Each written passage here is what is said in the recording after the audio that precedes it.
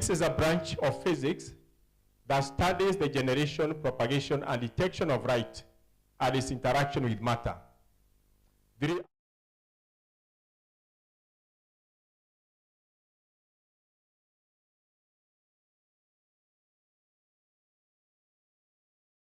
Groundbreaking inventions, and these include the laser. So what is a laser? A laser is a device that emits light that is amplified through the process of stimulated emission. And optics is very crucial in laser development, and hence the title Optics and Lasers. I know most of us encounter optics, for example, when we go to ophthalmologist to have our eyes checked. That is still part of optics. Even the mirrors that we use in our homes to look at how we are looking like in the morning as we prepare, that is still part of optics. Actually, the light that we are interacting with this morning, helping us to see each other, that is part of optics. So today, our guest, as we visit the labs, we are going to come across the lasers. We have a couple of them that we have been able to procure through the funding from NRF, and the students are using them.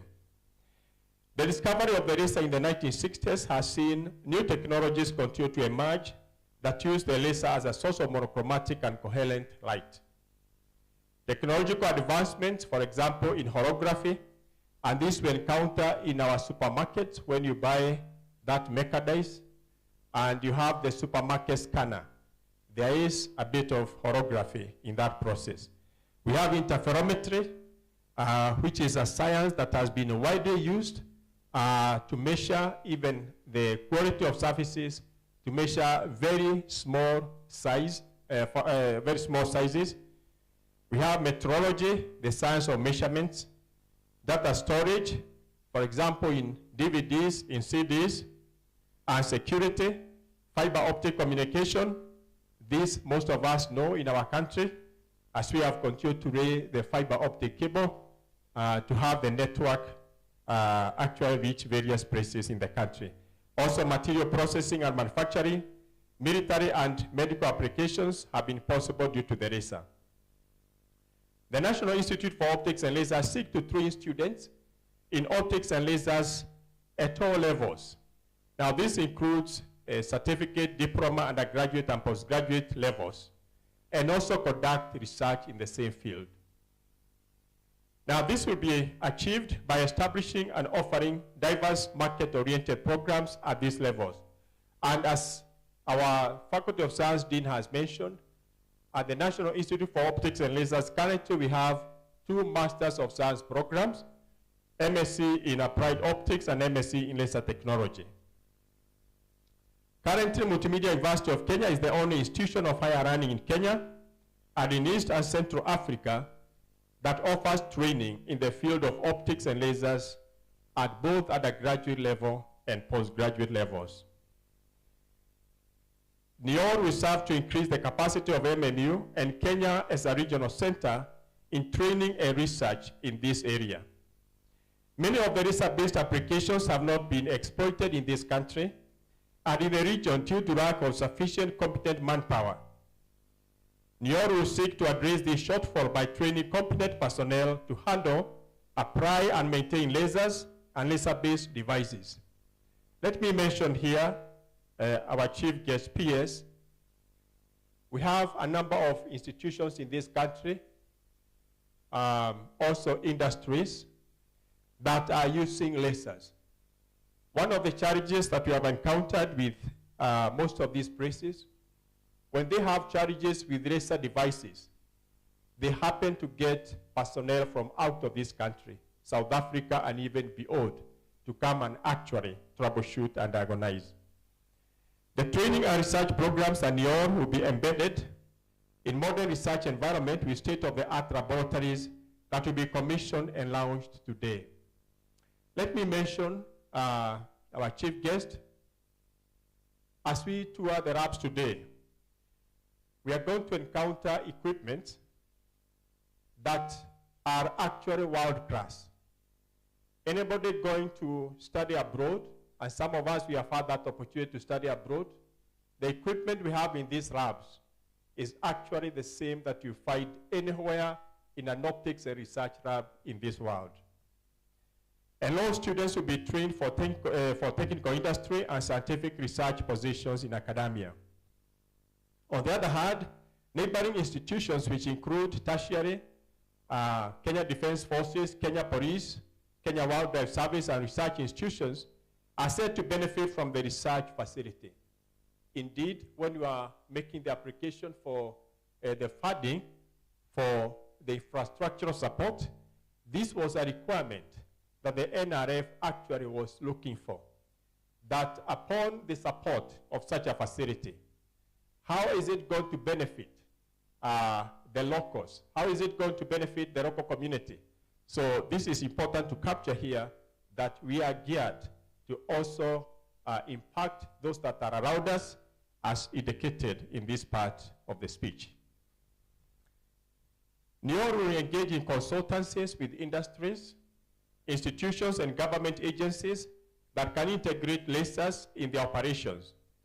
Besides the consultancies, collaborations with local and international institutions and industries will be vital in achieving the mandate of NIOL.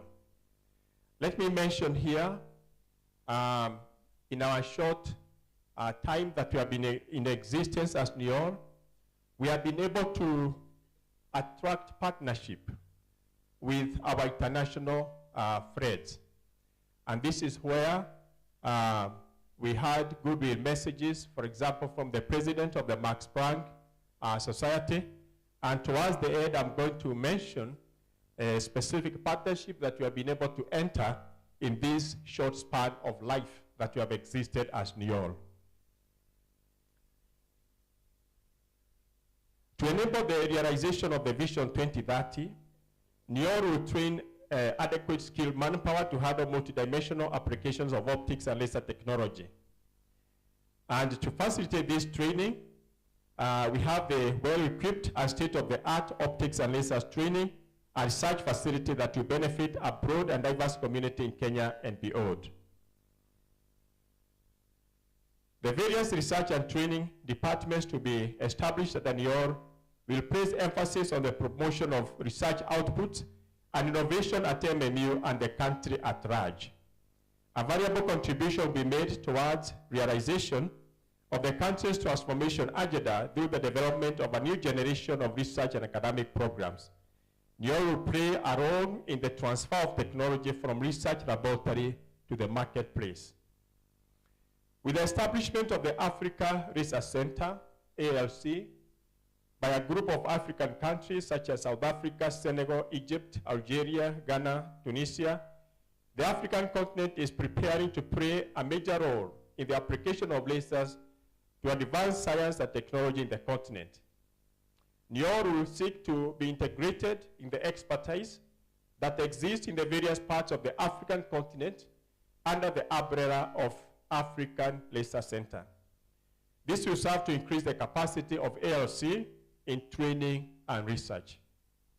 Additionally, the establishment of NIOL will contribute towards the achievement of the African Union AU 2063 agenda by offering a cutting-edge research infrastructure and training professional and technical competencies in industrial, telecommunication, medical, and scientific fields.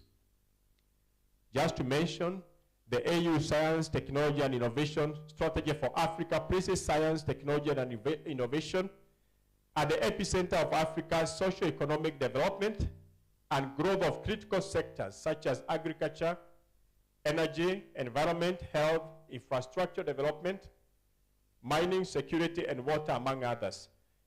Now, this strategy envisions an Africa whose transformation is led by innovation and which will create a knowledge-based economy.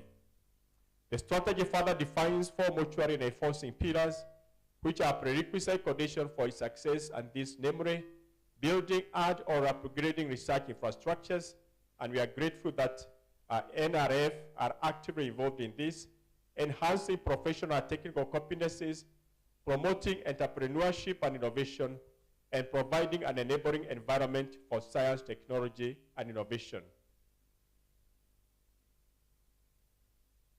I would like also to mention the core functions of the National Institute for Optics and Lasers. Number one, training and learning. The NIOL will offer adequate, innovative, relevant, market-driven academic programs at all levels. And to help us on this, we have 2 dedicated laboratories for teaching and also a research laboratory. The labs that we are going to visit today, there are 3 in number.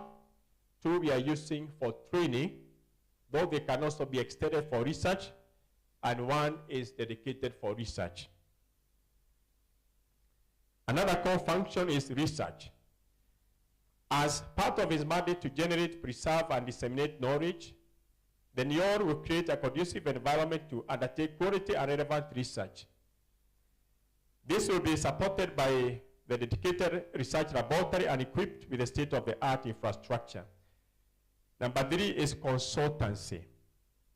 The NIOL will mainstream consultancy as a core function. So we seek to consult with industry. We seek to consult with relevant institutions in our country so that we can have the technology of lasers actually accommodated and embraced. And more so, I would like to mention that we feel prompted as an institute to engage with the relevant stakeholders, especially those in the academia.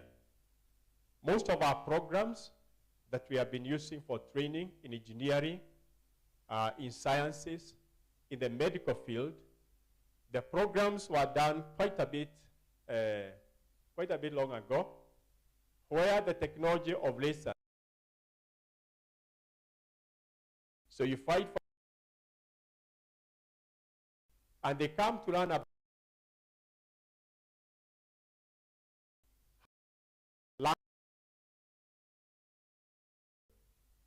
we have the engineers, and I'm grateful. Fight lasers incorporated. Yes.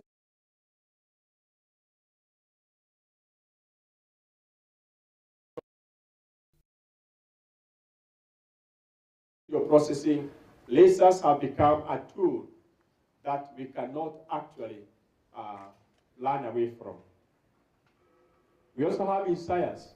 Lasers are cutting across all the fields, from biology to chemistry to physics, even it's a tool that we have to ensure that our academic programs incorporate it so that we expose our students to the use of this very vital tool. Now we have community service as another core function. The NIOL will participate in community and outreach programs and activities as part of its corporate social responsibilities. Now, I'd like to mention some of the achievements that as an institute we have been able to experience in the short time that we have been in existence. As mentioned by the previous speaker, the Dean Faculty of Science, NIOL has launched 2 Masters of Science programs last year, September. We have the first cohort of the master students. They have now completed their first year. They have cleared their coursework. They are now engaged in the research. They are doing their research project. Number 2, last year, we responded to a call by Max Planck Society of Germany, where for the first time they announced a call for the former African scientists who have studied in Max Planck Institute in Germany to apply for a research partnership. So I responded to that call, and in July last year, we received good news that we were successful to actually get a partnership with the Max Planck Institute for the Science of Light in Germany. The partnership, research partnership, is going to last for 5 years, and every year we are being supported with a grant of 20,000 euros. That money is specifically meant to cater for the training of students at the postgraduate level. Now this year we were also blessed to win global scholarships. 3 of our students, 2 undergraduates and 1 postgraduate, were able to win global scholarships administered by Optica Publishing Company. Now this is the largest publishing group in the world in the area of optics and photonics. Previously, they were known as Optical Society of America. Now, 2 students, they got an award, 1-year award of $7,500 US, and that was under the category of black students undertaking optics and lasers. It was a global award. 15 of them were awarded globally, and we are lucky to have 2 of our students among 15 recipients globally. After that, we also had, we had the same group, Optica Publishing Group, announced also for the first time a call for women scientists in the field of optics and lasers. Now this one did not specify whether black or white or yellow.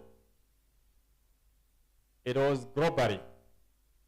And they had slots for 20 women. We are lucky to have one of our students, a 4th-year student, being among the 20 to win that scholarship. And the scholarship is worth $10,000 US. Actually, when you look at the list of the women, the 20 women,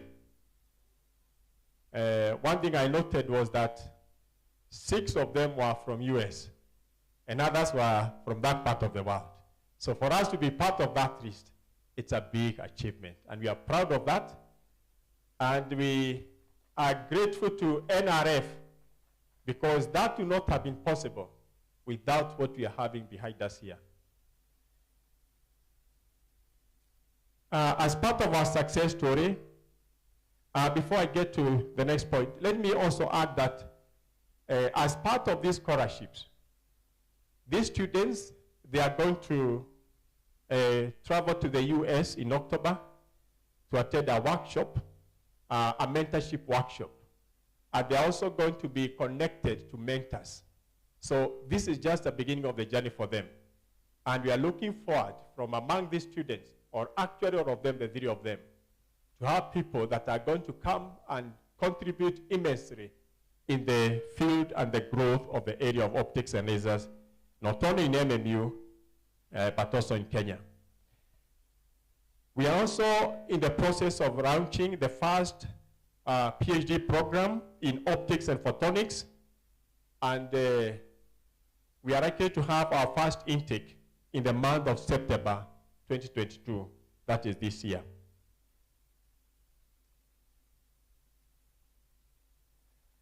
I would just to mention the laboratory equipment that we have with us that we are going to come across in the labs that are behind us. We have the optical tables, state-of-the-art optical tables. Now, in any optics and research laboratory, an optical table is like a real estate. It's like that breadboard for those who work in electronics, that breadboard where you mount ICs. So an optical table is very key because that is the surface on which you mount your setup. We cannot mount on ordinary tables because of the high instability. Now, the optical tables that we have here, they are state-of-the-art. One lab has 4 of them. The second one, the same, but the research lab has 2, which are actually 3 meters by 1.5 meters. Now, these tables, they are pneumatically suspended. That means they can be able to absorb even very minute vibrations. For example, as we walk around, you may not believe we cause a lot of vibration to the ground. and that we can be able to detect with the optical setups in the lab. Even when vehicles move around there, some of us use that pad there. When vehicles pass around there, we can be able to detect vibrations in the lab because optical setups are very precise and able to measure very small distances and vibrations. So we also have Fabry-Perot interferometers. These are used in the diagnosis of lasers. So any laser equipment in the market, we can be able to diagnose. Most of the times, the users use the laser as a black box. And even when it malfunctions or it is not working optimally, most of the users will not be able to detect that. But we have the capacity here to detect and tell the user that your laser is not working optimally, and we can be able to diagnose. The story we are telling here is that instead of our users in the market going abroad to seek attention because of the equipment they are using, we are available to do the same. We also have an assortment of lasers, different colors, and we are going to see them. And these are also used for training. We also have cameras, charge-coupled devices, cameras, CCD cameras. We also have a spectrum analyzer, optical spectrum analyzer. These are important, for example, for measuring wavelength. We also have an assortment of optical components, and this we are going to encounter as we get to the lab. As I come to the end, let me also mention, especially concerning our master student. For the first time ever, we will be able to conduct high-end research in the laboratories that we are going to visit here. And I would like to mention the titles of the projects that our students are going to handle. So we are going to do, for example, we have a student working on cell-phone-based optical malaria diagnostic platform. When you hear malaria, we are talking about hope, malaria. We are going to look at, to deal with a project of bombing height thin films using variable angle spectroscopic ellipsometry. Bombing height thin films. That is the skin of the cow. So we are going to deal with that. We are going to look at orographic correction of spherical and surface aberrations of low quality spherical mirror. We are going to look at the spectroscopic study to resolve the closely spaced hyperfine lines of rubidium 85. That is a high level research. We are looking at generation of isolated attosecond pulse in a plasmonic enhanced two-color laser field and a static electric field. And we are also going to look at the study of the focal region of highly focused laser using graphene structures. That kind of research will not have been possible, we will not have dreamt of it without the facilities that we have beside us here. We thank you, NRF. Lastly, about one or two challenges. In the procurement of our laboratory items, and mostly all of them have come from abroad, we have had a challenge, our chief guest peers, in regard to taxation. We would like to request the government to consider exempting institutions of higher learning from taxation, especially when the funding has come from the government. It appears that we get money from one hand, but on the other hand, we give something. And it's not just little. It is quite substantial. You find the amount that we received as funding from NRF, about a fifth of it actually goes to taxation. If only we were exempted from taxation, we would have been able to add more laboratory equipment here to be able to serve our nation and to be able to serve those that are around us. Number two challenge that I would like to mention, we do highly appreciate the protocols in place that one has to follow, especially when you win a grant from abroad. I mentioned that because of the partnership that we have in Max Planck Institute for the Science of Right. There are protocols that we had to follow for us to be able to finally get into the agreement with the foreign institution. The process is tedious. I wish it can be made a bit friendly, a bit lighter, so that we don't lose the opportunity to engage with our foreign partners. Especially in that case, we are almost losing that partnership because we slightly overshoot the deadline.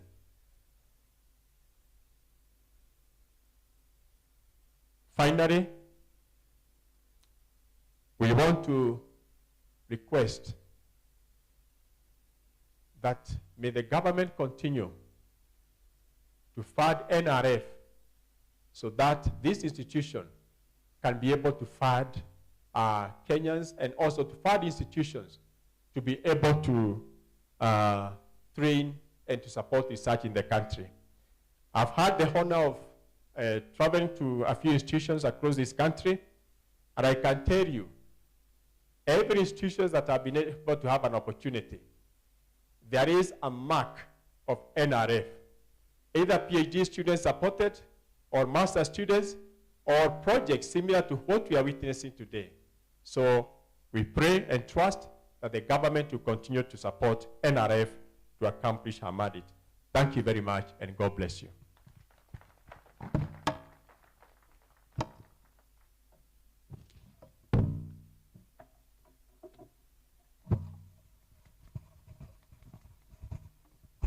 Thank you, Professor Kihara. Ladies and gentlemen, let's give him a round of applause.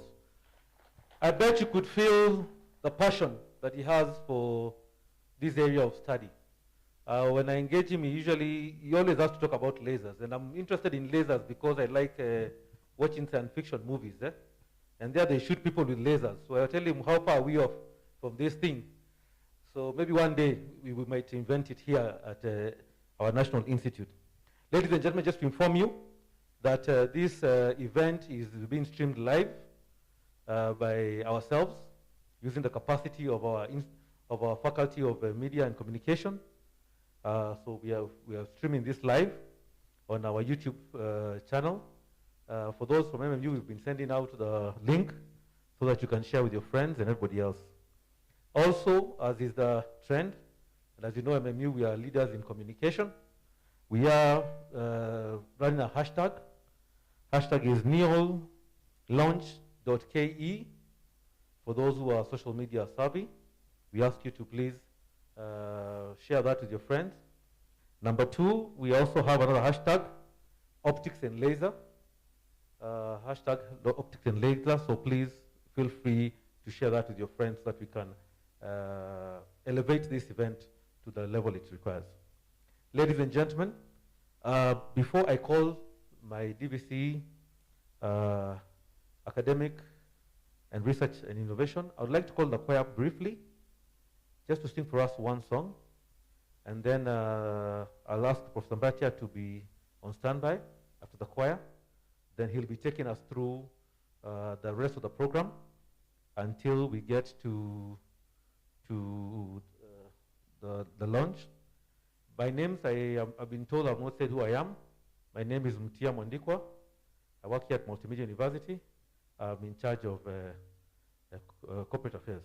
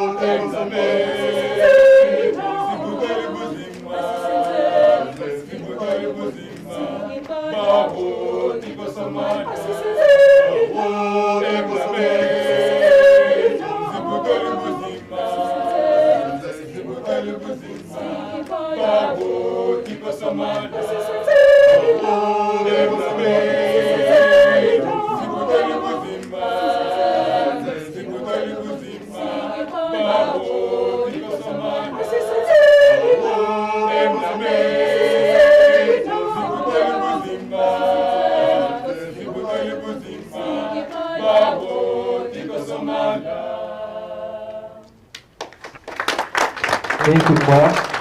Giving us that to conclude. Usually we have a very big choir, but as you know, the students are on break, usually about 30, and they do very well for us. So I'd like to ask Professor Mbatia, our DVC, Academic Affairs, Research and Innovation, to take the program to the next level. Thank you, Prof.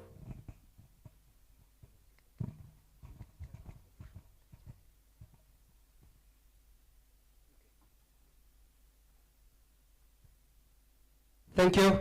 The PS, State Department for University Education and Research, Ambassador Simeon Nabukwesi, the Chair of MMU Council, Professor Johnston Kiamba.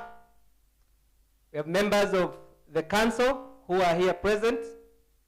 We have CEOs of various government agencies who are here, our deans and directors and students, all protocols observed. Good morning. I'm very delighted this morning to witness history being made, because this indeed is history being made. Can we clap for ourselves?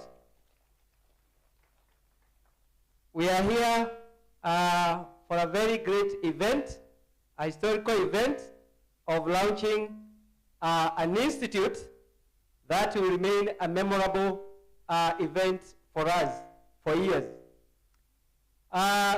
Thank you, the Dean, for giving us the background. Dean of Science, Faculty of Science, Dr. Watanga, thank you. Our researcher, Professor Jeffrey Kihara,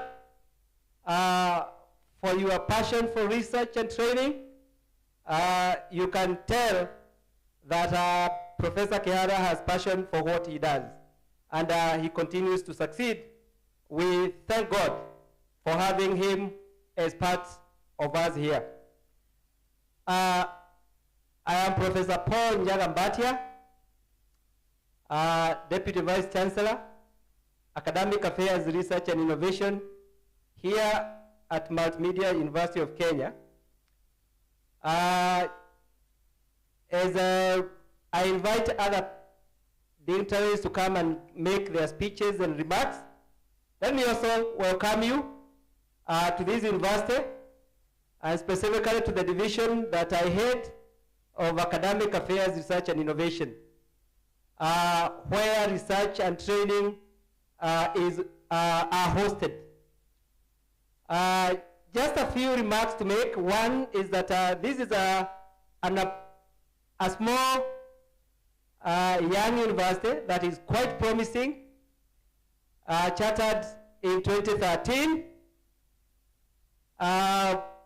Before I came here, I was from the University of Nairobi, And when I came here in 2014, I would meet with friends and I would tell them that now I'm no longer working at the University of Nairobi, where I was in the Department of Sociology. I'm a professor of sociology. And people would ask me, where is that university? I hope our peers, now we are known and you didn't lose your way in coming here. Because that time in 2014, people would always ask you, where is that university?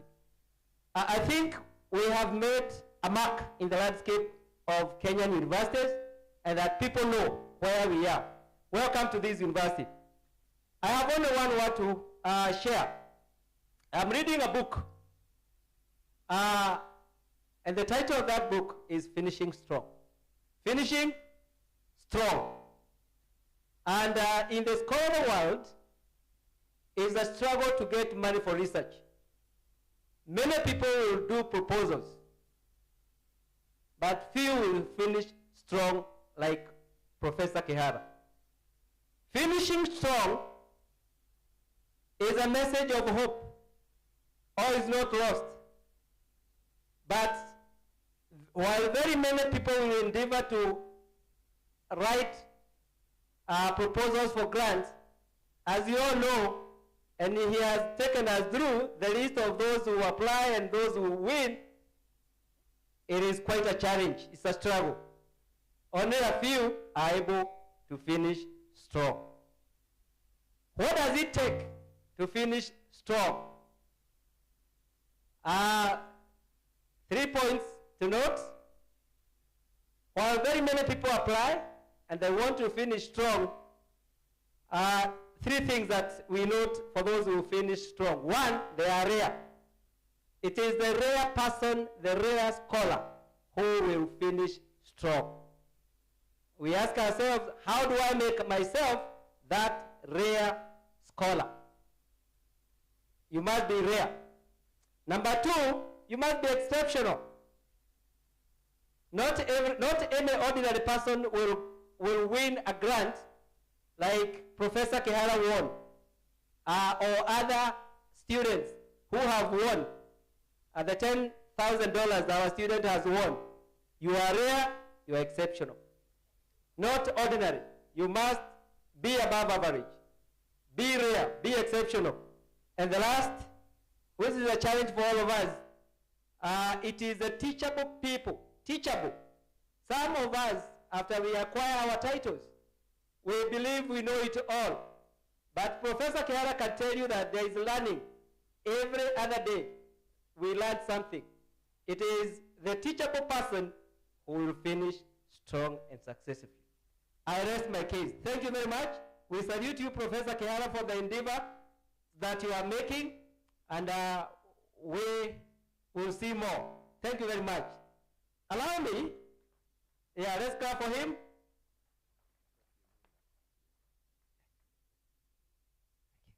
I am informed that we have the CEO of Nakosti. Thank you very much. We salute you. Karibu sana Multimedia. Let's nurture the attributes of being rare, exceptional, and teachable. And there we are. We shall succeed. Thank you very much. We want to move on with the program. I will facilitate the next speakers, and I will call them.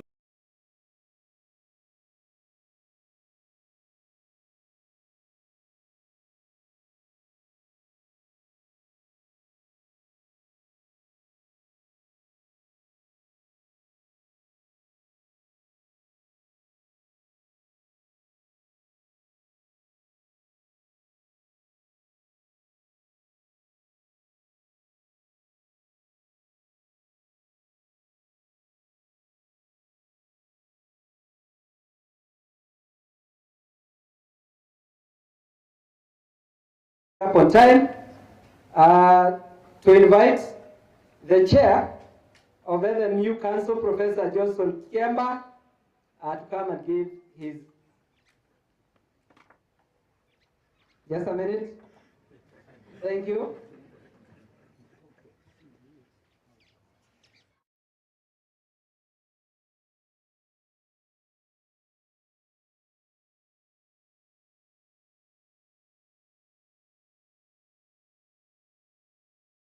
Chabwe. We are adjusting the program live. Allow me to call the VC of Multimedia, University of Kenya,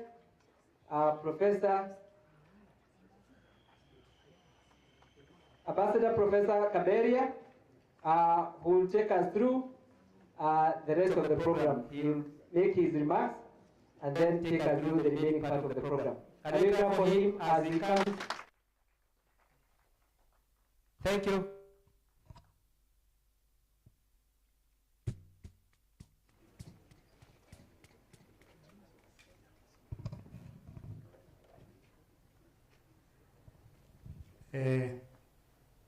Our chief guest, the Principal Secretary, State Department of University Education and Research, Simon, Ambassador Nambukwesi, Chairman of University Council of MMU, Professor Johnson Kampa, council members present, CEOs present, Vice Chancellors from other universities or their representatives present, Deputy Vice Chancellors, distinguished scholars,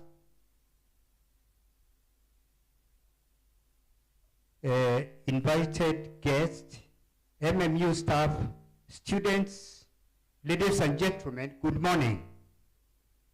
You excuse us, the adjustment we made because we had quite a long list of those who are to address us, but because our PS, our chief guest, is also pressed by time, that's why you found us consulting, so that you are able to accommodate. But allow me to recognize those who are present before I give my speech. Our chief guest himself, Ambassador Nambukwesi, who is also our PS.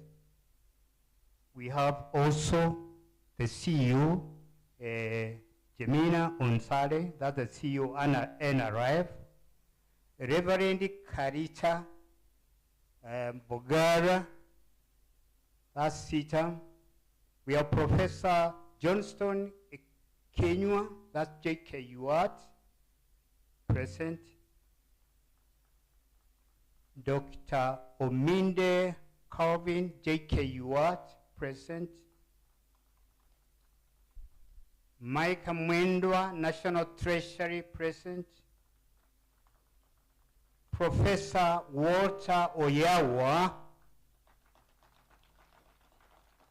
who also happens to be my predecessor, is the one who dearly receives the young baby 1st March 2013 as a young institution, chartered then. Karibu, Bwana Oyawa, Prof. George Waiguru, Adopt Post Express Limited, present. Michael Abuli, Tibet Authority. We have also with us Dr. Mercy Akinyi, IPR, NMK, present. Stephanie Mile Kiridi, we have Kiridi present. Stephanie Njoroge, I mentioned that. That is Karatina University, representing Karatina. Dixon Kenywa, Kirinyaga University, present. Alfonso Nyibishi, Dedan Kimathi University. So our chief guest, I would like first to welcome all of you to Multimedia University, those who have been here before, and this being the first time. This is a public university, as you've been told by DVC, which was chartered in 2013, 1st March to be precise, by our president then, Kibaki. It's a public university with a vision of changing society through technology and innovation. This is in keeping to our motto, which is riding on technology, inspiring innovations. Multimedia University of Kenya was founded, before some of us were born, in 1948 as the Central Training School as part of East Africa Telecommunication Training School there. It has evolved from Telecommunication Tertiary Institution to a constituent college of Jomo Kenyatta University of Agriculture and Technology, and finally to a chartered public university 1st March 2013. We are looking forward to celebrate our 10th anniversary next year, 1st March next year. Ladies and gentlemen, the vision of this university is to be a leading medium-sized technical institution offering high-quality training and research within the region. You may ask, why medium-sized university? Our definition in this sense of medium-sized is having a student population of around 20,000, with a population of 30% of them being postgraduate students in our master's and postdoctoral programs.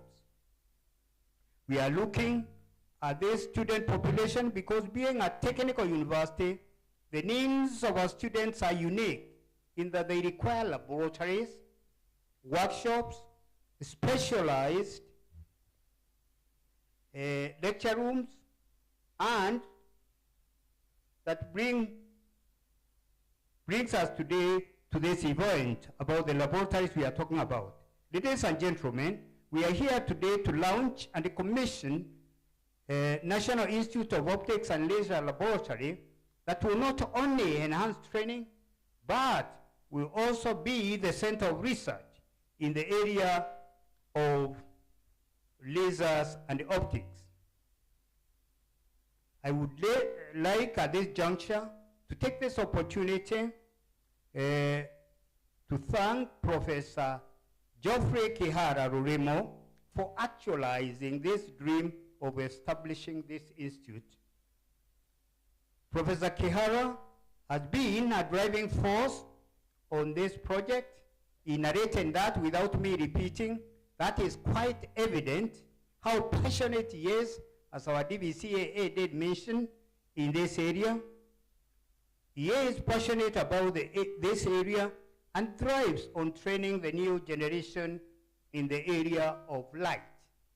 Indeed, as you've heard, young as it is as an institute, as first bunch of postgraduate students who have gone through their first year in their masters, and they have had the scholarship through his effort and the recognition that he got from where he did his PhD, Max Planck Institute in Germany. Many of us may not really understand how lasers work or where they can be used. But I guess from today's kind of a lecture from Professor Kihara, I guess you are not in darkness. It took quite a bit of time in telling us about the basics with regard to that area. Thank you very much, Prof. As Professor Kihara keeps on telling me, I happen to have been his lecturer when he was in his undergraduate. The use of lasers is infinite. Its application in the field of medicine in such areas as eye surgery, dental care, and also surgery has shown its great potential. I'm informed that new innovations such as driverless cars use lasers to assist them to navigate around streets. Without a driver, but through lasers, QS Kibasui, there has been that use of. So, as a country, we should harness this technology to benefit our people. It is thus important that this institute and its labs are supported so that Kenya can lead in this field, and we are people who can do that in the way of Professor Kihara and those who are working with him. I take this opportunity then to thank the National Institute of National Research, NRF, for agreeing to support the establishment and the equipping of the institute of this lab. As you can see, this is just a small facility that to us is a step towards achieving the greater goal of being the national lasers and optics laboratory at MMU. MMU aspiration to build a complex building where this technology and other complementary techniques will be hosted. He did mention, in fact, did I hear 10 laboratories more? So CEO NRI follow up in the proposals that he makes in supporting that. But I'm sure he has already convinced you, really, when that happens. I'm not trying to bias you, he is really to the mark. MMU has evolved and adapted to the changing times and has managed to stand tall. However, our peers, there are some challenges that put a damper to our successes. For instance, our facilities, as I did say, this institution is quite old, going back up to 1948, and the facilities, they may not be that old, but they are quite old, and they need to be renovated so that they can provide the service required to the great numbers of students that we have. I might mention here, on a PS, we started with a population 2014 when we joined this place of around 2,500 students, but we are hitting now 7,000 students, but the facilities are not expanding as much. But what will please to hear from us PS is the demand and the popularity of the program, our technical programs that we offer. For the last 5 years or 4, MMU has always filled its capacity to almost 100%. Why am I saying this? Because we are always on 99.4, 99. I think DBCAA, last year, not this intake, we were almost 100% the first intake, isn't it? And that has been so. That tells us something. It's the popularity of the kind of program that you offer in this institution. Our clients out there, the Form 4s know there, but with the current facilities now, we are almost hitting the maximum that our facilities can hold. But we are grateful to the government of Kenya for supporting us in putting up some of the facilities. In fact, the building you find next to these laboratories, this is funded by Kenyan government. It costs us around 100 million. This is one of the few buildings some of us have seen it put, but we are lacking now Block B. That's Block A. We are lacking Block B, because if we did that, if we were funded just about 100 million PS, we could put another one, and that will relieve us really in terms of physical teaching facilities. We hope that will happen soon, as so that we are able also to serve Kenya in training in our respective areas. There is need to build new facilities, therefore, like lecture rooms, labs, and the auditorium, and the hostels, so that we are able to cope up with the numbers. We are grateful that the government supported us some time back in building that rooms and offices that I've said. However, construction of the lecture rooms is still a phase, that is phase 1, and if we could be assisted, we could go to a second phase. We have the drawings that are there, it's just the money that lacks. It would have a great impact on the capacity of these technical universities. Indeed, I'll be failing in not mentioning also our library, our new library. I normally call it our signature building, 5-story building. It's 85% complete. We lack a bit of cash. But Bona PS, I was sharing with you how you are also being asked every time whether the building is complete. I'm sure soon it will.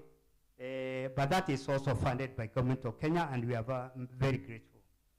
However, I therefore take this opportunity to appeal to the government for additional funding so that the university is better positioned to deliver on the Big Four agenda and Vision 2030 in terms of what we offer. They fit in that Vision 2030 and the Big Four agenda. If, for instance, the university was to secure additional funds, we would be able to undertake the second phase, as I've said, of new lecture rooms and offices that we have already approved in terms of drawing. That would increase our capacity greatly. Ladies and gentlemen, MMU is willing to collaborate with other stakeholders in order to develop in the area of lasers and optics. And as I conclude, I urge you all to find the time to engage with the Institute team in order to explore areas of collaboration. The good thing, those present, you've heard the areas that the Institute is into from Professor Kihara's expounding of what they do. And I'm sure out of here, Professor Kihara, you have more calling on you for collaborations.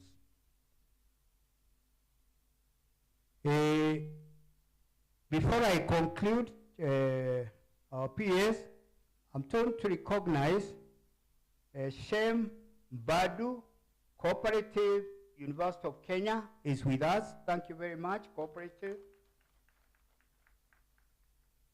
I didn't mention Simiyu Sichati, Moi University, with us. Mr. Victor Ondero Iri is also with us. So mine is to thank you all for finding time from your busy schedule to be with us as we launch and commission the National Institute of Optics and Lasers. Otherwise, thank you very much, members, and from here I'll call our chairman to come and give his speech. Thank you very much.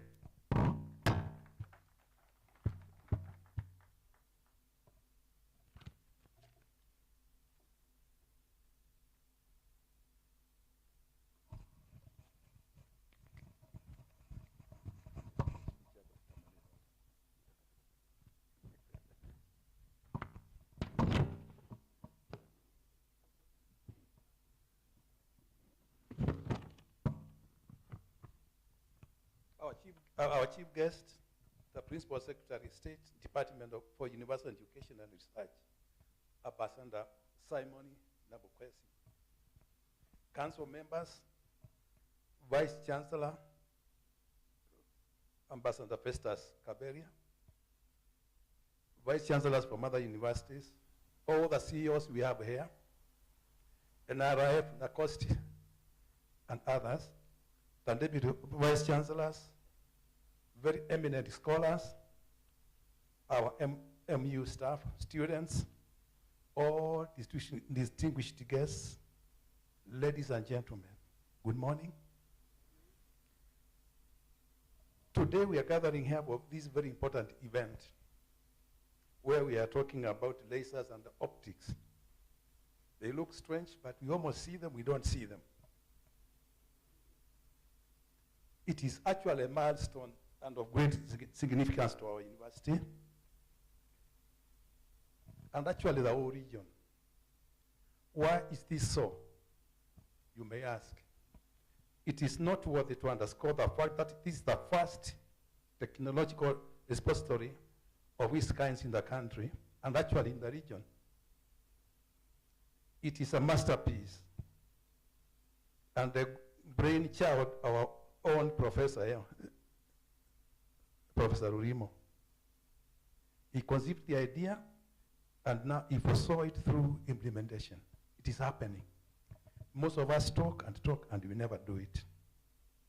The reason why we fail is because all these opportunities are killed through procrastination, a lot of self-doubt, and the fear of getting it wrong or being rejected. We all want to succeed. So that fear makes us not work. I will quote from General Colin Powell, the former U.S. Chief of Staff and Secretary of State in the U.S. at one time. He says, there are no secrets to success. It is a result of preparation, hard work, and learning from failure. So even if you fail, keep on going on, keep on moving on. Most of us give up. We see that a lot of that in academics. The good professor, and I understand he's a very good Christian, so our quote is Isaiah 40:29. He gives power to the faint. That is God, that's what we are talking about. And also to him who has no might, he increases strength. So even if you have no power, God will increase it. But I normally say you must show him that you mean it. You don't just sit down and pray. You must show the intention. Also, as a wise man say, Rome was not built in a day. It took time. The same thing with all these institutions. So we must have passion, we must plan, and keep on going on. So I call upon all academics to dream and have that vision and go and continue. NRI for funding us. They also have a dream as institutions and as CEOs, as personnel. Because even if an institution has a dream and there are no people to do it, then it is going nowhere. So I thank you for what you have done to this institution. I know I have come experience about university professors also have a vision, whereby they make it very difficult for students to pass because they have no time for them. They are lethargic. They have no time. They're just going through the motions to wait for the end of the month.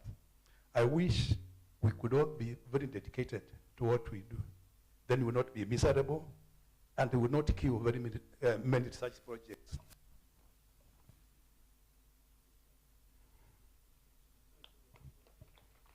So, you know, for me, these are new subjects, lasers and optics. But as you can see, we have a lab here. It is small. It appears small. For me, it looks very big. I have lab 1, 2, 3. Those are too many. I'm used to a desk. Yet, we still want more so that we can compete in the emerging technologies. And every country in the world, I understand, is undertaking research in this. We also see it being done. It's used in TV remote controls. Every home, I know it has a commander. If you are sitting in one room, one person possesses that remote control and they control everything. I've seen it happen and fighting with children. Until old men and women have to go and hide in their bedroom, so outside in the veranda. So laser is very important. It is also used in medicine, but mostly we know it is used also in the military as laser weapons, as we read in Iraq and elsewhere when it was happening. Granted, in Africa we have been left out of this race, but now we have a good opportunity also to compete in the laser from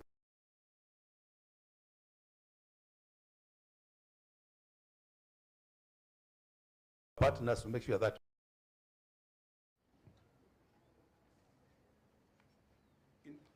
in conclusion, ladies and gentlemen, this lab will be the springboard that brings a new era to the Multimedia University, which now will lead us to implement our dreams. We also know that we have been a base set at MMU. You remember the implementation of mobile telephone started here. It was conceived here, mobile telephony, and now it is everywhere. So in other words, we can see the birthplace of telecommunications. So for Sarurimu and your people, I know now other than us, as you said, taking all these lesser things, whatever they are called, they are too complicated. Eh? Those names are those titles. One, it was a paragraph, a title. But we will be able to repair whatever is needed here, other than setting them out of the country. And now, as I wind up, our quote from Bill Foster, this famed American businessman, physicist, and politician. He once said, if we choose to ignore science and refuse to fund important scientific research, we voluntarily see our place as a world leader in innovation. Thank you, ladies and gentlemen.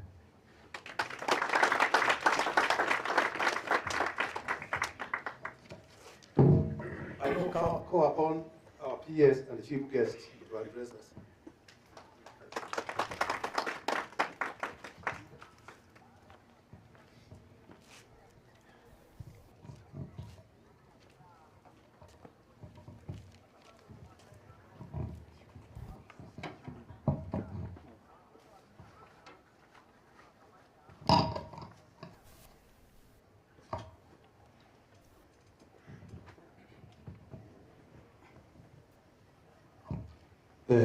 The chair of the Council of Multimedia University, Professor Johnson Kiamba, council members, the Vice Chancellor, Professor Ambassador Festus Kaberia,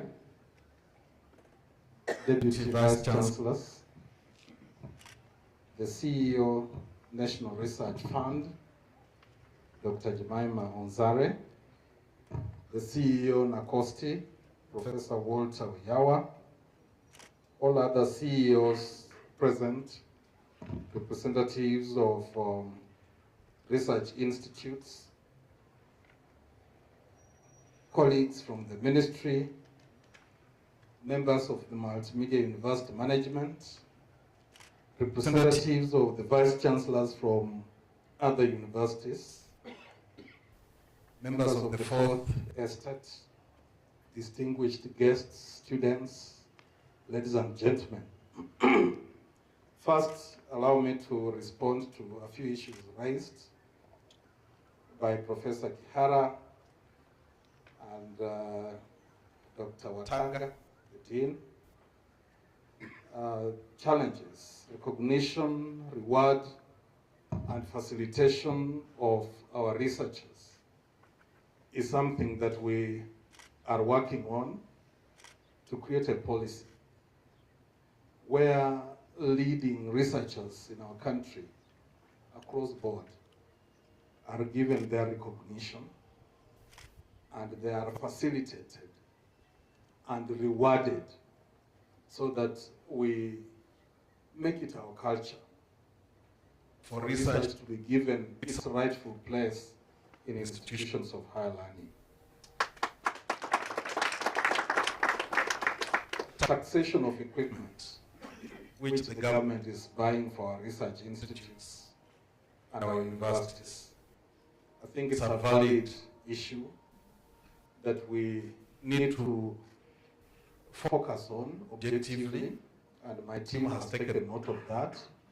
We're going to pursue it so that the government should not give money with the right hand and take a chunk of it with the left hand. Then the institute remains, or the university like this remains, with a smaller percentage than what was intended. Number three, the tedious processes of getting approvals to get into viable partnerships with our potential partners in other countries, in other institutions, is something that also slows us down even at the State Department. It makes the process tedious in getting that facilitation, and sometimes it serves to discourage our potential partners. It is something that we shall address as well so that we minimize this. In the leadership of our government, it's well understood.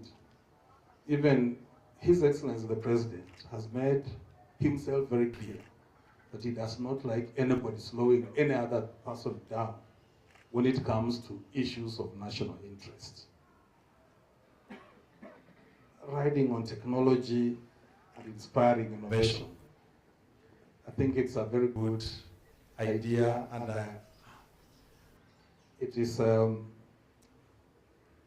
it makes this university really a university of choice, especially when you maintain your areas of niche.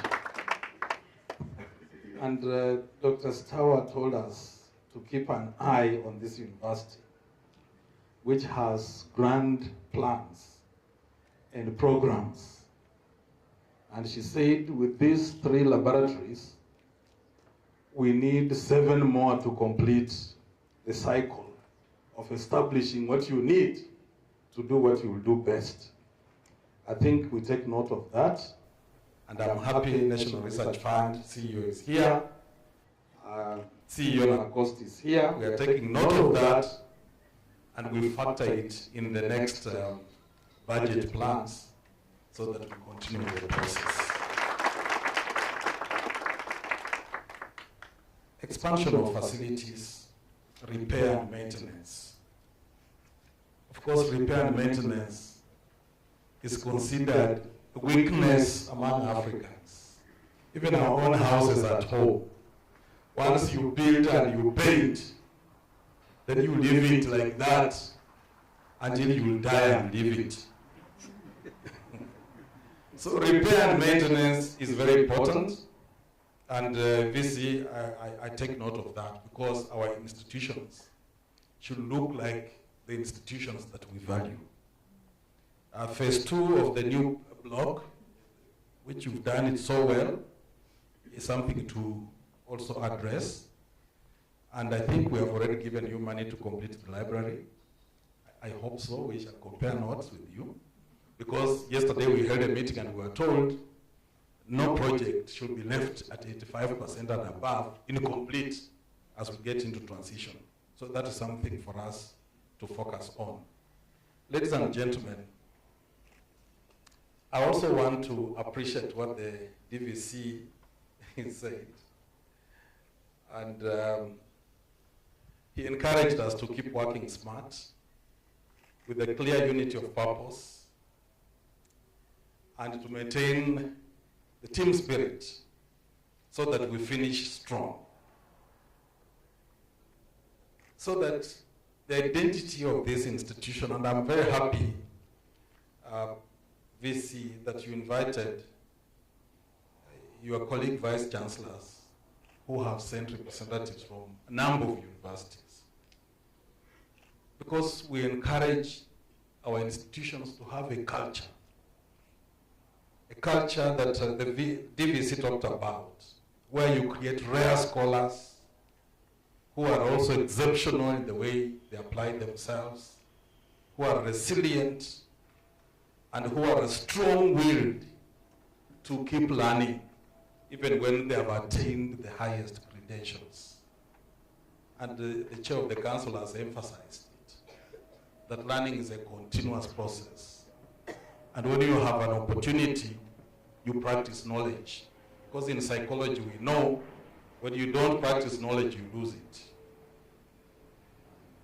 I've taken note of that, and we shall pursue it in the best way possible. But establishing a culture in a university is something very special. And I want to thank even the choir, because the university anthem says a lot about what you aspire to achieve in terms of culture, in terms of academic credentials. And I want to thank those young people who sang to entertain us and to tell us about the university by song. It is therefore my pleasure to join you today as we commission the laboratories of the National Institute for Optics and Lasers. This event marks the beginning of a journey which I believe will bear a lot of success and benefit for Multimedia University and Kenya in general. I would like to congratulate Multimedia University, and more so Professor Geoffrey Kihara Rimo, for envisaging the institute and seeking funding for it. And the chair of council has said it. If you have a dream and you know the value of your importance, Mahatma Gandhi said, it's not the position you hold, it is the impact you have on other people that it makes you important. So when Professor Kihara and his team identify students and the potential in those students and assist them to get scholarships out there competitively, then he is making a greater impact in the interest of our nation. And I want to thank you in a very special way, Professor. This is a sign that you are practicing the knowledge you have acquired and that you intend to share the same for the benefit of Kenyan scholars. Ladies and gentlemen, we are at the beginning of the fourth industrial revolution that is characterized by the knowledge economy and technological advancement. The revolution, unlike others before it, is based on knowledge and ability to apply it. The knowledge is expected to have virtual and physical systems of communicating and cooperating with each other in a flexible way. To do this, the use of lasers will be a key component. Currently, we are using laser technology to communicate and transmit data across the world. In the medical field, lasers are used to treat eyes, to undertake non-invasive operations, and even treat cancer, just to mention a few. The industry relating to lasers and optics is on a growth trajectory. That is why it is great that this university has set up this institute, which is the first in the region, not just in the country, in the region. The institute is expected to be a leading research hub for Kenya and the East and Central African region. Ladies and gentlemen, research, innovation, and technology are the key drivers of development in the world today. That is why the government has emphasized the role of science, technology, engineering, and mathematics, that is STEM, in the future of economic transformations of our country. Through research and innovation, universities provide the foundations and impetus necessary for such transformations as they train graduates who are not only ready for immediate absorption into a technologically oriented economy, but also grounded enough to be fully functional in an ever-changing work environment.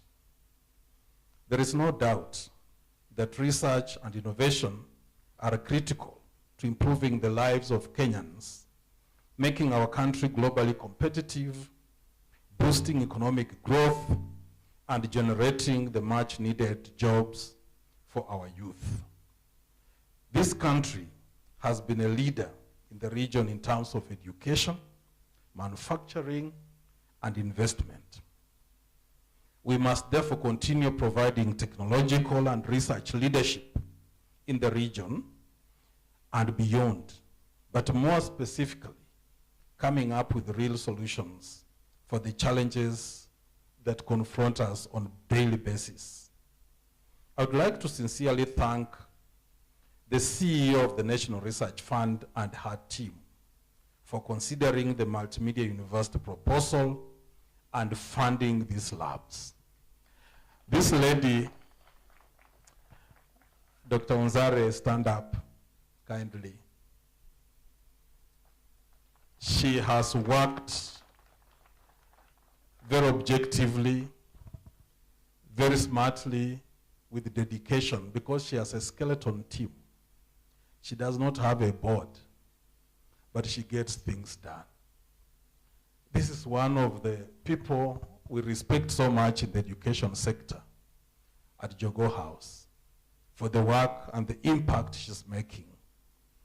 She doesn't have so much money given to her according to our constitution, Kenya Constitution 2010, but she knows how to apportion based on priority the way the proposals make her understand.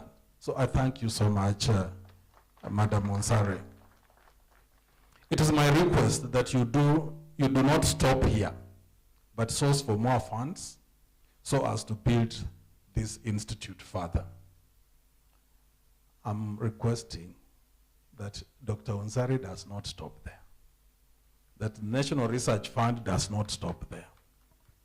And when she will have a full team employed to work at National Research Fund, she'll have the fund's mobilization team that will enable her to get more money to support such projects. I'm informed that the Multimedia University wishes to build a laser and optics complex where research and commercialization of knowledge can take place. I would like to urge the various organizations here and those across Kenya to come out and assist in funding this institute, which will benefit us all as Kenyans.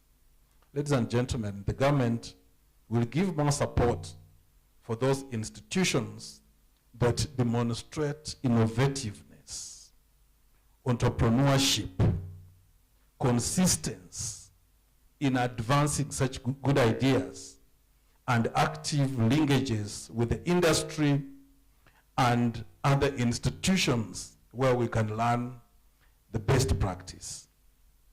Such universities will be given first priority in incentives by the government and bilateral partners so that they can grow their particular niches and deepen their research capacity. And of course, Professor Ambassador Kaberia, you have a very impressive team, led by your dean and Professor Kihara. It's very impressive.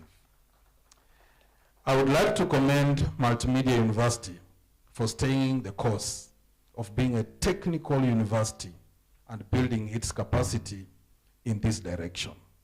It's my hope that in the near future, I will be invited to come and grace a ceremony for the groundbreaking of the NIOL complex, and thereafter, its commissioning.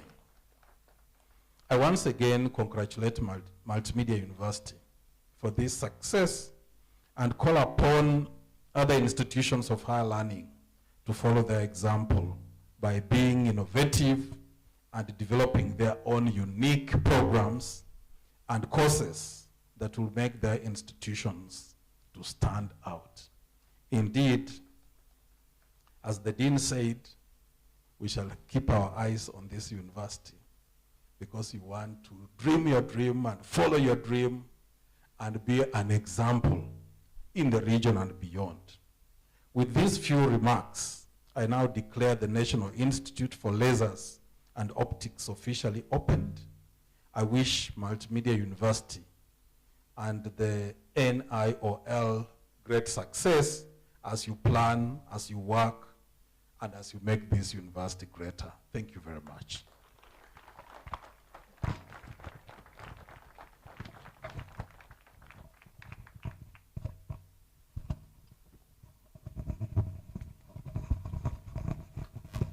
Thank you, PS, for those very kind words.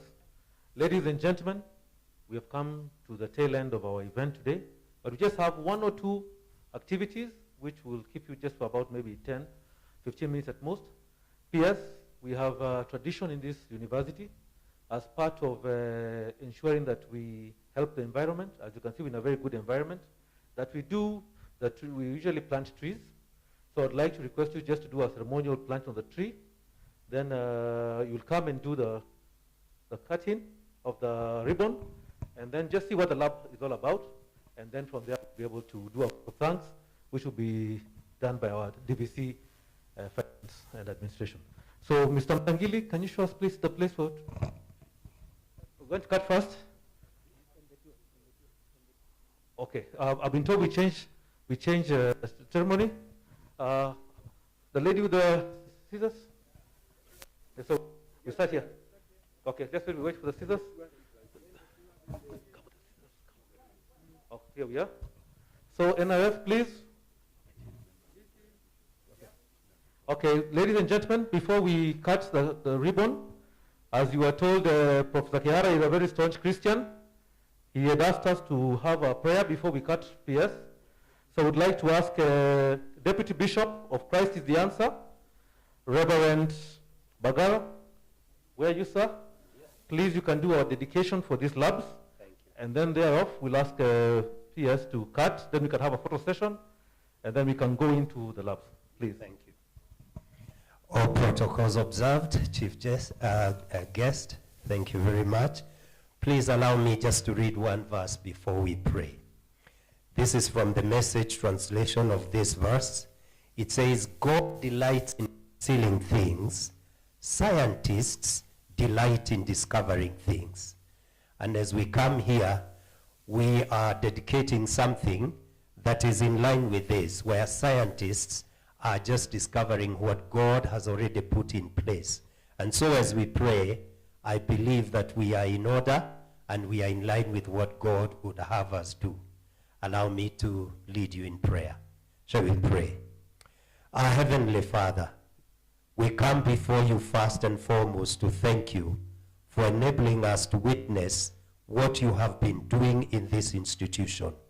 We are grateful for all those people that have worked so hard to ensure that this can take place.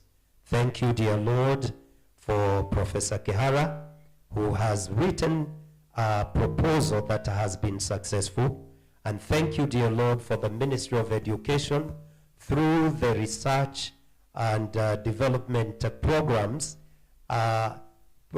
providing the funds to put up this facility.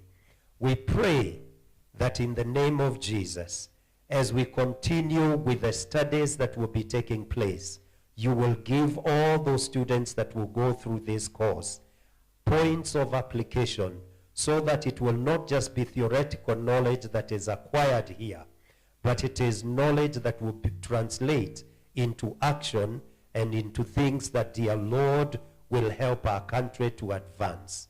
We pray also that you will provide the resources we need in the future. We have heard of 7 laboratories that will be needed, and we ask that you would open the doors for us to get the money. The silver is yours, the gold is yours, and all that is needed, dear Lord, you are able to provide it for us. So we ask that you will provide this, and we acknowledge the help that you've given us to get to this place, and we honor you and we glorify you. We ask that you will continue helping this institution to be on the cutting edge so that, Lord, many other people will come here to benchmark and to learn, and, Lord, to acquire the knowledge that is needed across the world. We thank you and bless you as we look forward to great things that you will achieve for us. We ask this in the precious name of our Lord and Savior Jesus Christ. Amen. Thank you. Thank you, Reverend. So I'd like to maybe, NRF, would like you here. Maybe you can move a step behind so that the camera people can be available. NRF, please just step up, madam. Just up there. Yeah. Then we can, yes. Thank you so much. Let's give him a round of applause.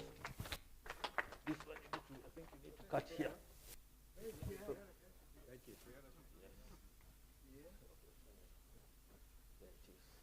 So we'll do a photo session here. We'd like the VC, DVC, and chairman. Chairman is here. Yeah, please. Nick, can you organize our photos, please?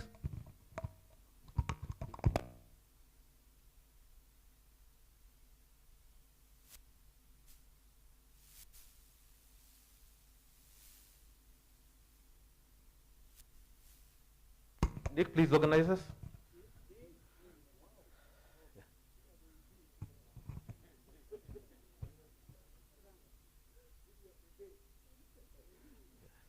Yes, maybe you can move a step back. We see so we can get the V. Just take a step, one step back. There, like that. Is that okay, cameraman? Mika. Okay, there he is. Okay, you okay, camera people? Okay.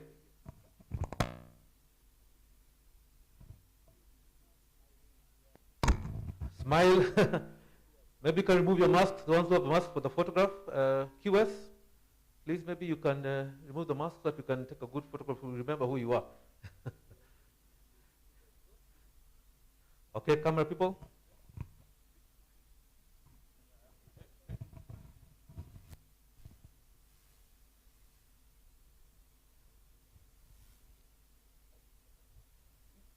Okay, we ready? Okay, thank you. We can do the tree planting, then we can We go to the lab first of all? Okay. Let's do the lab faster. So the people in the lab, please attend the lab.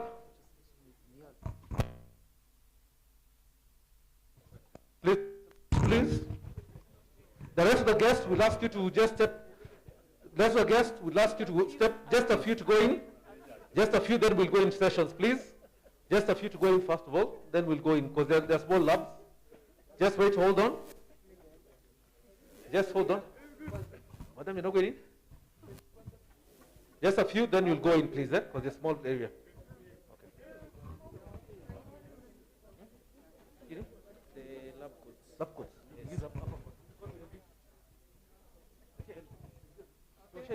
Yes.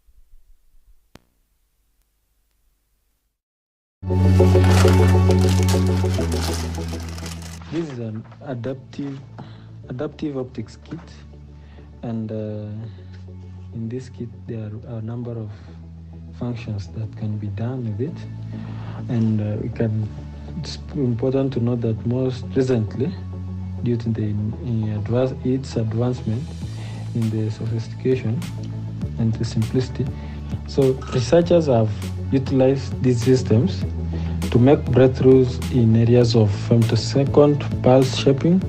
We have microscopy, we have laser communication, we have vision correction, and also retinal imaging.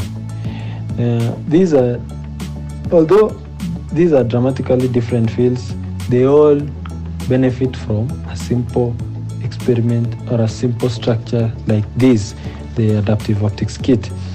And it's formed in three. We have three parts of this. We have the Shack-Hartman wavefront sensor, we have the deformable mirror, and the control software for this purpose, and that makes the first type of this.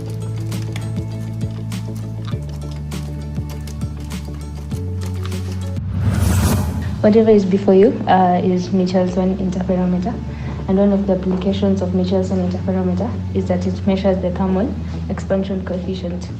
So in this case, we're going to measure the thermal expansion coefficient of an aluminium rod that's connected to a banana plug. So when you connect the rod, as you can see, we have a digital thermometer, and the wires are connected to the IC regulated power supply. So when the voltage is adjusted to like a certain voltage, probably 5 to like 10, you notice that there are some fringes that are going to be produced there. This is because an increase in the voltage is going to induce a temperature change here. The temperature change will lead to an expansion of the rod. So when the rod expands, it's going to shift the mirror. The mirror, when it's shifted, you notice that there are going to be transition in the number of fringes. Yeah.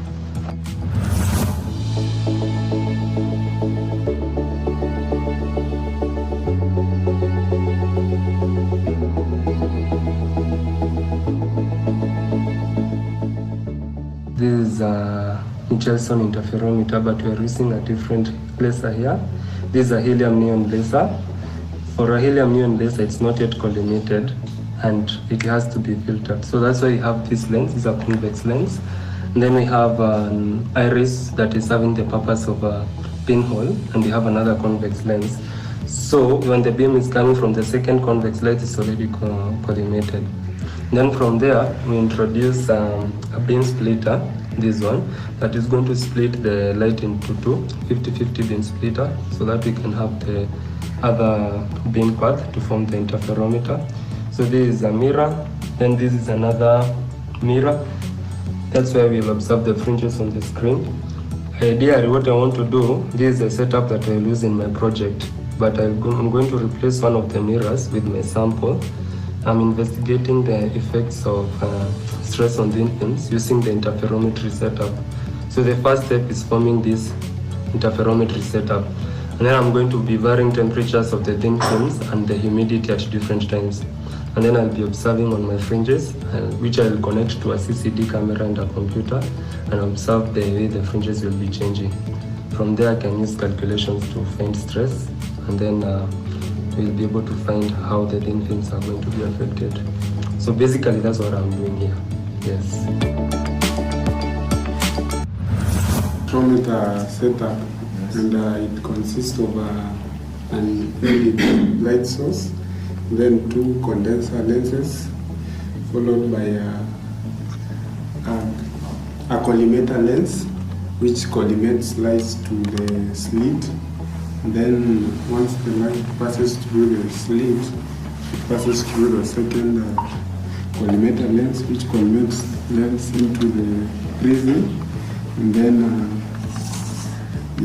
the prism split the white LED into 7 constituents color.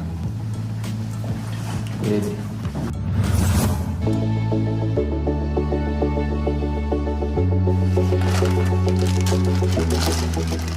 This is an adaptive optics kit, and in this kit there are a number of functions that can be done with it, and it's important to note that most recently, due to its advancement in the sophistication and the simplicity, so researchers have utilized these systems to make breakthroughs in areas of femtosecond pulse shaping. We have microscopy, we have laser communication, we have vision correction, and also retinal imaging.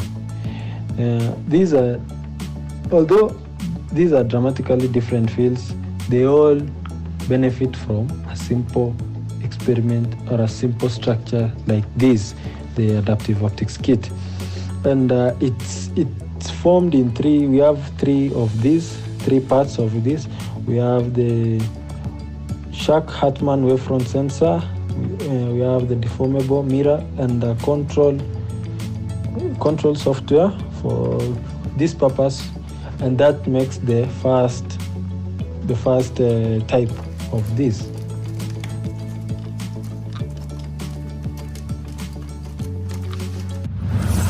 Whatever is before you is Michelson interferometer, and one of the applications of Michelson interferometer is that it measures the thermal expansion coefficient. So in this case, we're going to measure the thermal expansion coefficient of an aluminum rod that's connected to a banana plug. So when you connect the rod, as you can see, we have a digital thermometer, and the wires are connected to the IC regulated power supply. So when the voltage is adjusted to like a certain voltage, probably 5 to like 10, you notice that there are some fringes that are going to be produced there. This is because an increase in the voltage is going to induce a temperature change here. The temperature change will lead to an expansion of the rod. So when the rod expands, it's going to shift the mirror. The mirror, when it's shifted, you notice that there's going to be transition in the number of fringes. Yeah.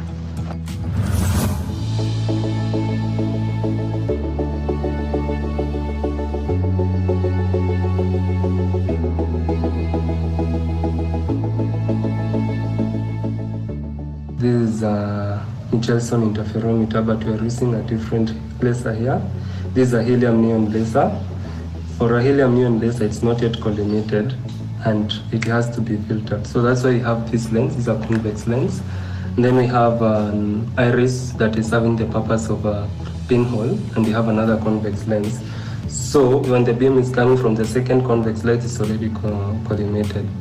Then from there, we introduce a beam splitter, this one, that is going to split the light into two, 50-50 beam splitter, so that we can have the other beam path to form the interferometer. So this is a mirror, then this is another mirror. That's why we'll observe the fringes on the screen. Ideally, what I want to do, this is a setup that I'll use in my project, but I'm going to replace one of the mirrors with my sample. I'm investigating the effects of stress on the infants using the interferometry setup. So the first step is forming this interferometry setup. And then I'm going to be varying temperatures of the thin films and the humidity at different times. And then I'll be observing on my fringes, which I'll connect to a CCD camera and a computer, and observe the way the fringes will be changing. From there, I can use calculations to find stress, and then we'll be able to find how the thin films are going to be affected. So basically, that's what I'm doing here. Yes. Spectrometer setup, and it consists of an LED light source, then 2 condenser lenses, followed by a collimator lens, which collimates light to the slit. Then once the light passes through the slit, it passes through the second collimator lens, which collimates lens into the prism, and then the prism split the white LED into 7 constituents color. Ready.